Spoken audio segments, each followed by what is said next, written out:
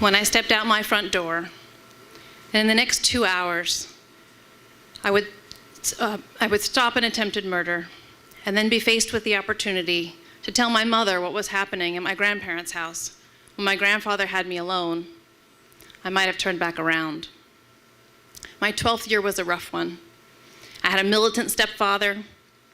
I was dealing with humiliating bullying at school. And my mother's father decided that his sexual needs were more important than my childhood innocence. But I had one thing that helped me through all of this. It was horses. And oddly enough, it was my grandfather who first introduced me to that love. I lived in a town that had a historic racetrack, and I lived right behind it, and I was there all the time. I loved it. And I happened to be fortunate enough that there was a man there who was a trainer who liked to drink more than he liked to do his job. And he saw in me the perfect opportunity to have someone do his job, and I was very happy to do it. I loved being there. Now, I'm of a generation that when I was 12, I walked to school 2 miles. And I usually walked with my neighbor Gina, who was a couple of years older than me. And we also walked with a boy from down the street who was a year older than she and lived at a home for delinquent boys. His name was Moose. He was a big guy, but he was kind of shy, and I was never afraid of him. On my best mornings, I would get ready early so that I could walk through the track and go visit my horse on my way to school. One particular day in the fall, I was doing that and heard a noise coming from the stalls that were in the back of the track that were only used in the summertime, so there was never anybody there. And then I quickly realized that this noise was someone being harmed. I heard someone saying, "Stop, you're hurting me!" And I started to walk towards the other side of the track to try to see if I could find someone to help. And as I'm starting to walk, I see that someone's coming out of that stall and coming at me. So I start running as fast as I can. And then I see that he turns around to get whoever he had back in the stall. So I get across and I find a couple of men there and say, "Someone's being hurt, you have to go help them." So they grab some weapons, they get in their truck, and they drive over there. Now, the smart thing for me to do would probably be to go home, where I would be safe, but I didn't because I was 12. So I went across to see what was going on because I was curious.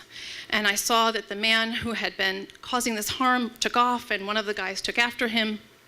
And as I got closer, I saw the person that he had been hurting come out. And as I got even closer, I realized it was my neighbor. It was Gina. And she had an injury to her head. There was blood coming all down her. And the other man quickly put her in the truck, and we drove her to the hospital.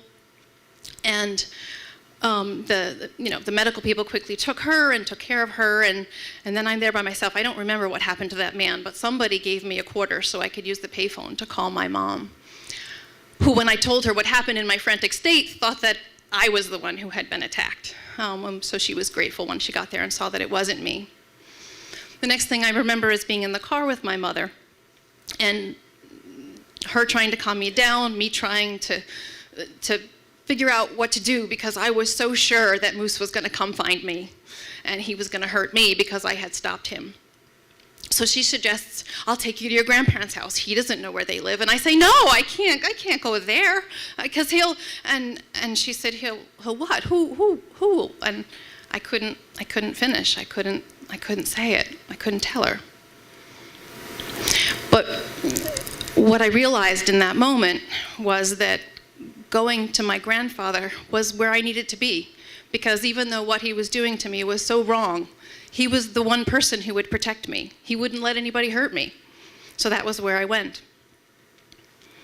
I've spent so much of my adult life, certainly in therapy, but also trying to understand what happened to me.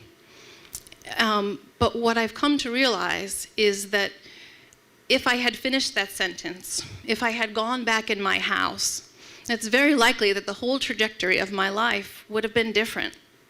I have 3 amazing sons, and I survived what happened to me, and I thrived, and my boys are my proof. Thank you.